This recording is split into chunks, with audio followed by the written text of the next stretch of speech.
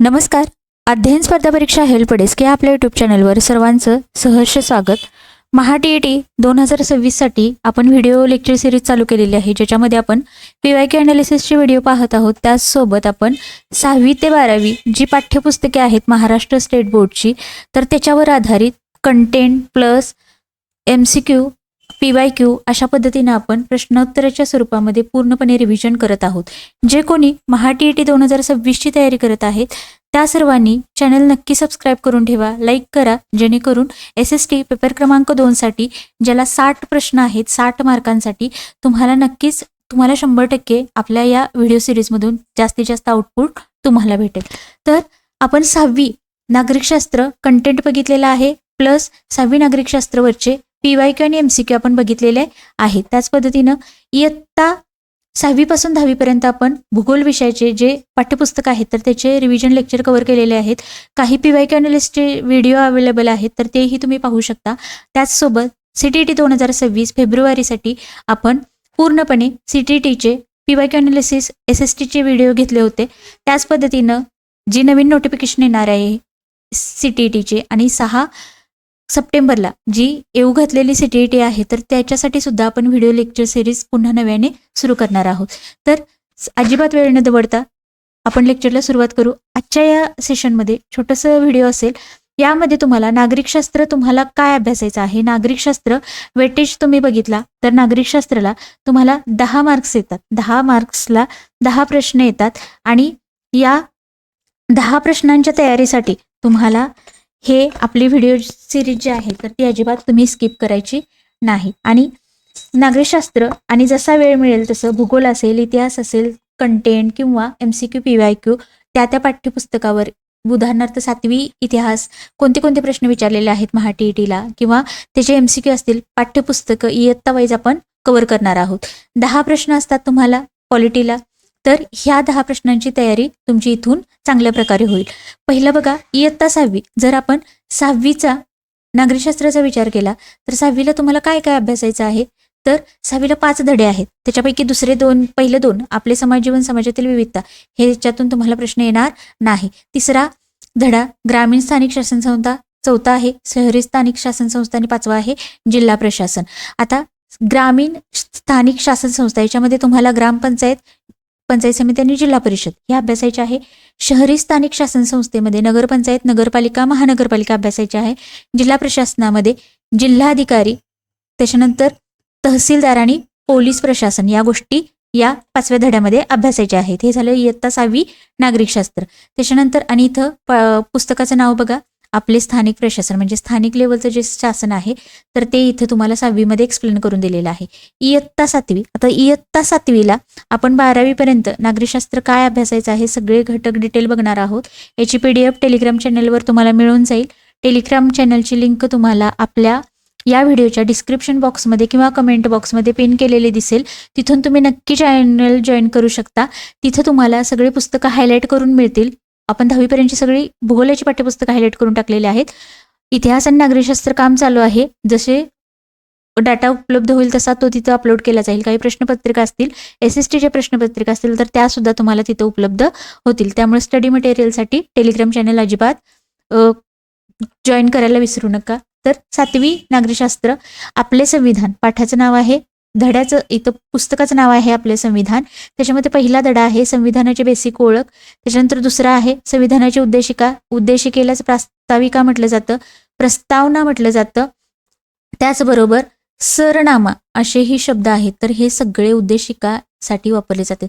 उद्देशपत्रिका, उद्देशिका, प्रास्ताविका, प्रस्तावना, सरनामा हे सगळे एकाच गोष्टीसाठी वापरले जातात. तिसरं महत्त्वाचा धडा आहे इयत्ता 7वी पाठ्यपुस्तक, संविधानाची वैशिष्ट्ये दिलेले आहेत. 4थ्या धड्यामध्ये मूलभूत हक्क भाग 1, 5व्या धड्यामध्ये मूलभूत हक्क भाग 2 आणि 6व्या धड्यामध्ये जी मार्गदर्शक तत्वे आहेत आणि मूलभूत कर्तव्ये याच्याबद्दल माहिती आहे. इयत्ता 7वी संविधानाची बेसिक ओळख, संविधानाची उद्देशिका, संविधानाची वैशिष्ट्ये हा एक भाग झाला. 4थ्या 5व्या धड्यामध्ये तुम्हाला मूलभूत हक्क दिलेले आहेत आणि 6व्या धड्यामध्ये मार्गदर्शक तत्वे आणि मूलभूत कर्तव्ये दिलेली आहेत.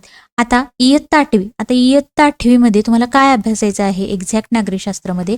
संसदीय शासन पद्धती. आता संसदीय शासन पद्धती, मग संघशासन, मग त्याच्यामध्ये संसदीय शासन पद्धतीची ओळख तुम्हाला पहिल्या धड्यात दिलेली आहे. दुसरं भारताची संसद दिलेली आहे. आता संसदीय शासन पद्धतीमध्ये अध्यक्षीय आहे, संसदीय म्हणजे इंग्लंडची पार्लमेंटरी आणि भारताची संसदीय याची माहिती. त्याच्यानंतर भारताची संसद दुसरा धडा. तिसरा धडा आहे केंद्रीय कार्यकारी मंडळ. केंद्रीय कार्यकारी मंडळामध्ये राष्ट्रपती, उपराष्ट्रपती, पंतप्रधान, मंत्रिमंडळ यांचा समावेश होतो. त्याच्यानंतर चौथा धडा भारतातील न्याय व्यवस्था, मग सर्वोच्च न्यायालय असेल, उच्च न्यायालय असेल, जिल्हा न्यायालय असतील तर यांची माहिती. आणि 5व्या धड्यामध्ये राज्य शासन आणि 6व्या धड्यामध्ये नोकरशाही. तर हे धडे तुम्हाला इयत्ता 8वीमध्ये अभ्यासायचे आहेत. इयत्ता 9वी नागरिकशास्त्र, ज्याच्यामध्ये आता हे नागरिकशास्त्र आहेत बघा. तुम्ही धड्याचं किंवा पुस्तकाचं नाव बघितलं तर 8वीमध्ये जो पोर्शन आहे तुम्हाला नागरिकशास्त्र, 6वी नागरिकशास्त्र, 7वी नागरिकशास्त्र, 8वी नागरिकशास्त्र. आता इथून तुम्हाला इयत्ता 9वी पासून राज्यशास्त्र अशा पद्धतीनं त्याचं नाव बदललेलं दिसेल पुस्तकाचं. आता राज्यशास्त्रामध्ये तुम्हाला भारत आणि जग अभ्यासायचं आहे. इयत्ता 9वी. इयत्ता 9वीमध्ये तुम्हाला पहिला धडा आहे महायुद्धोत्तर राजकीय घडामोडी, म्हणजे जी महायुद्ध झालेली आहे तर त्याच्यानंतर कोणत्या घडामोडी घडल्या. त्याच्यानंतर दुसरा धडा आहे भारताच्या परराष्ट्र धोरणाची वाटचाल. तिसरा धडा आहे भारताची सुरक्षा व्यवस्था. चौथा धडा आहे संयुक्त राष्ट्रे. 5वा धडा आहे भारत व अन्य देश. आणि 6वा धडा आहे आंतरराष्ट्रीय समस्या. त्याच्यानंतर इयत्ता 10वी. इयत्ता 10वी जे राज्यशास्त्र आहे तर इथं काय वाचायचं आहे तर तुम्हाला संविधानाची वाटचाल दिलेली आहे. संविधानाची वाटचाल. आता संविधानाची वाटचाल याच्यामध्ये पहिला धडा आहे संविधानाची वाटचाल. दुसरा धडा आहे निवडणूक प्रक्रिया. तिसरा धडा आहे राजकीय पक्ष, प्रश्न येतात याच्यातून. त्याच्यानंतर चौथा सामाजिक व राजकीय चळवळी. आणि 5वा धडा आहे भारतीय लोकशाही समोरील जी महत्त्वाची आव्हानं आहेत तर त्याच्यावर आधारित हा 5वा धडा आहे. हे झालं इयत्ता 10वीचा नागरिकशास्त्र किंवा राज्यशास्त्र पुस्तकाशी संबंधित धडे. त्याच्यानंतर इयत्ता 11वी. आता बघा आपण 10वीपर्यंतच वाचायचं का, 11वी 12वी स्किप करायचं का, तर तुम्हाला चांगले मार्क्स घ्यायचे असतील तर तुम्हाला 11वी 12वी पण वाचावं लागेल. अगदी 10वीपर्यंत तुम्ही पूर्ण डिटेल वाचा, 6वी ते 10वी. आणि 11वीला जिथून प्रश्न आलेला आहे ॲटलिस्ट तेवढे तरी टॉपिक तुम्हाला करणं गरजेचं आहे. आता इथं तुम्हाला 11वी जे पुस्तक आहे तर ते राज्यशास्त्र. 11वीच्या राज्यशास्त्र पुस्तकामध्ये तुम्हाला भाग करून पुस्तक दिलेलं आहे. 4 भाग केलेले आहेत. पहिला भाग राजकीय संकल्पना आहे. दुसरा भाग तुलनात्मक शासन आणि राजकारण आहे. तिसरा आहे लोकप्रशासन. आणि चौथा आहे आंतरराष्ट्रीय संबंध. आता प्रश्न येतो का? येतो. आणि प्रश्न कसे येतात हे तुम्हाला मी PYQच्या स्वरूपामध्ये दाखवेन. पाठ्यपुस्तकातून कोणत्या धड्यातून आलेलं आहे इतकं डीप तुम्हाला सांगेन. त्यामुळे चॅनलशी कनेक्टेड राहा. आणि 21 जूनपर्यंत मी तुम्हाला चांगला जास्तीत जास्त तुमचे 60 प्रश्न कसे कव्हर होतील त्याच्यासाठी अतिशय दर्जेदार आणि जिथून 100% आउटपुट भेटेल असा डाटा देण्याचा नक्की प्रयत्न करेल. तर बघा पहिला भाग जो आहे राजकीय संकल्पना त्याच्यामध्ये प्रस्तावना दिलेली आहे. त्याच्यामध्ये पहिला धडा राज्य आहे, दुसरा आहे स्वातंत्र्य आणि हक्क आणि तिसरा आहे समता व न्याय. आता दुसऱ्या भागामध्ये तुलनात्मक शासन आणि राजकारण याच्यामध्ये संविधानिक शासन आहे. चौथा धडा. 5वा धडा आहे प्रतिनिधित्वाची संकल्पना. 6वा आहे न्यायमंडळाची भूमिका. लोकप्रशासन या तिसऱ्या भागांतर्गत 7वा धडा तुम्हाला लोकप्रशासन आहे. 8वा आहे विकास प्रशासन.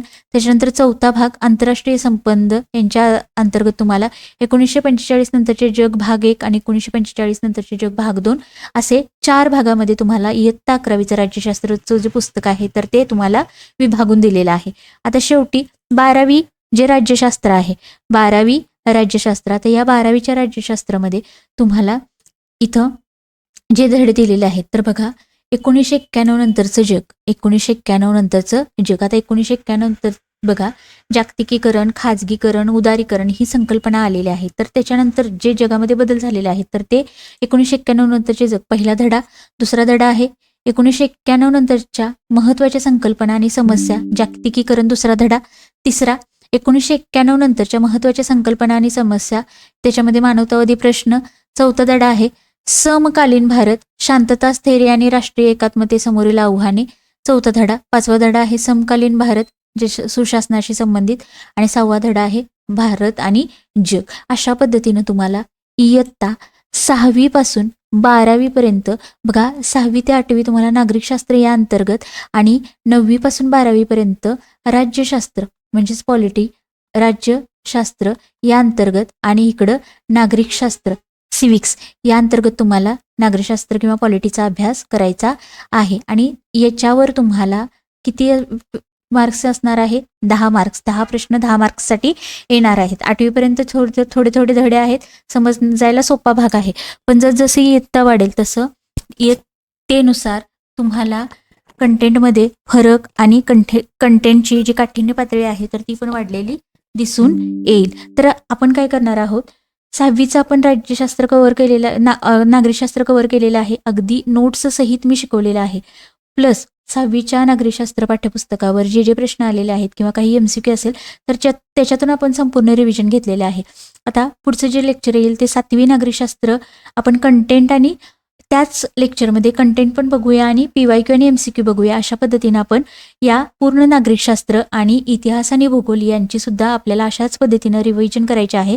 तुमचा आता अभ्यास बऱ्यापैकी होत आलेला असावा, कारण 21 जूनला तुमची TETची एक्झाम होणार आहे आणि त्यामुळं शेवटी 21-25 तरी दिवस तुम्हाला रिव्हिजनसाठी असणे तुमच्या हातात महत्त्वाचे आहेत. तोपर्यंत तुमचा सगळा जो कंटेंटचा भाग आहे तो वाचून झाला पाहिजे. त्याच्यानंतर 20 ते 25 दिवसामध्ये तुम्हाला रिव्हिजन करायची आहे. रिव्हिजन म्हणजे तुमचा या मेच्या एंडलाच सगळी तुमची पाठ्यपुस्तकं वाचून झाली पाहिजेत आणि पुढच्या 1 तारखेपासून 20 तारखेपर्यंत काय करायचं आहे, फक्त रिव्हिजन, फक्त PYQ आणि MCQ द्वारे तुम्हाला जास्तीत जास्त तुम्ही जो कंटेंट वाचलेला आहे तो जास्तीत जास्त रिवाईज करायचा आहे. आता या कंटेंटमध्ये तुम्ही सगळी पाठ्यपुस्तकं वाचणं अपेक्षित आहे. रेडीमेड पुस्तकाच्या नादाला लागू नका किंवा ज्या इतर 1 लाईनर नोट्स असतील तर त्याच्यापेक्षा तुम्ही वेबसाईटवर ई बुक लायब्ररी म्हणून जी वेबसाईट आहे तर आपली महाराष्ट्र शासनाची जी पुस्तकं आहेत महाराष्ट्र स्टेट बोर्डची तर ती सगळी तिथं अवेलेबल आहेत, अगदी 12वीपर्यंत जुने नव्या सिलेबसची. तर तिथून तुम्ही नव्या सिलेबसची जी सगळी पुस्तकं आहेत तर ती इयत्ता वाईज इतिहास असेल, भूगोल असेल आणि पॉलिटी असेल तर तुम्ही काय करा, व्यवस्थित ती वाचून काढा. पुस्तकं डाउनलोड करताना वाचताना तुम्हाला अडचण येत असतील तर टेलिग्राम चॅनलवर मी तुम्हाला सगळी पुस्तकं टाकून देते, काही टाकलेली पण आहे. तर तिथून तुम्ही त्या PDF तुम्ही व्यवस्थित वाचू शकता. प्लस आता ज्यांना अगदीच म्हणजे जनगणनेची कामं आहेत, अजिबातच वेळ मिळत नाही तर त्यांच्यासाठी आपण नोट्सची देखील काय केलेली आहे, व्यवस्था केलेली आहे. आणि लवकरच आपलं ईबुक पण लॉन्च होतंय आणि त्या ईबुकद्वारे तुम्हाला जर इतिहास, भूगोल आणि नागरिकशास्त्र तुम्हाला संपर्क क्रमांक दिला जाईल. त्या संपर्क क्रमांकावर तुम्ही कॉन्टॅक्ट करा. तुम्हाला अगदी स्टेट बोर्डच्या नोट्स तुम्हाला त्याचं सॅम्पल पण पाठवलं जाईल आणि ते तुम्ही चेक करा. अगदी point to point, line to line आपण व्यवस्थित नोट्स काढलेल्या आहेत आणि जिथे जिथे आवश्यक आहे तिथं भूगोलाच्या आता कन्सेप्ट समजण्यासाठी भूरूपे असतील, महत्त्वाचे जे इमेजेस आहेत, चार्ट आहेत तर ते अगदी ॲज इट इज आपण स्क्रीनशॉट जोडलेले आहेत. तुम्हाला सॅम्पल नोट्स पाठवल्या जातील, तिथून तुम्ही पहा. जर तुम्हाला आवडलं किंवा इच्छा झाली तर तुम्ही नक्की परचेस करू शकता. 1-2 दिवसामध्ये आपल्या जे नोट्स आहेत तर त्याच्याबद्दल किंवा जे आपलं ईबुक असेल नोट्सबद्दल जी काही माहिती असेल तर ती तुम्हाला दिली जाईल. ज्यांना शक्य आहे तर तुम्ही नक्की घेऊ शकता. तुम्हाला 1001% कारण मी स्वतः नोट्स बनवलेले आहेत. ChatGPTचा आधी अजिबात आधार घेतलेला नाही. तुम्हाला सॅम्पल नोट्स पाठवले जातील, तुम्ही चेक करून खात्री करू शकता आणि नंतरच परचेस करू शकता. त्यामुळं आतापर्यंत इथून पुढे 21 जूनपर्यंत म्हणजे 20 जूनपर्यंत तुम्ही सोबत राहायचं आहे. चॅनल सबस्क्राईब करून ठेवा. लाईक करायला अजिबात विसरू नका, कारण तुम्ही जितकं लाईक कराल तितकं जास्त व्हिडिओ काय करत असतं, यूट्यूब रिकमेंड करत असतं इतर मुलांना. त्यामुळे इतर मुलांच्यापर्यंत पण आपला व्हिडिओ जाईल आणि त्यांना पण नक्कीच फायदा होईल. त्यामुळे सगळ्यांनी लाईक करा आणि चॅनल सबस्क्राईब करून तुमचे जे कोणी मित्रमैत्रिणी आहेत TET किंवा CTET 2026ची तयारी करणारे तर त्यांच्यापर्यंत आपल्या चॅनलची लिंक नक्की पोहोचवा. पुन्हा भेटू अशाच एका महत्त्वपूर्ण आणि उपयोगी व्हिडिओसोबत. तोपर्यंत छान राहा आणि छान अभ्यास करा. धन्यवाद.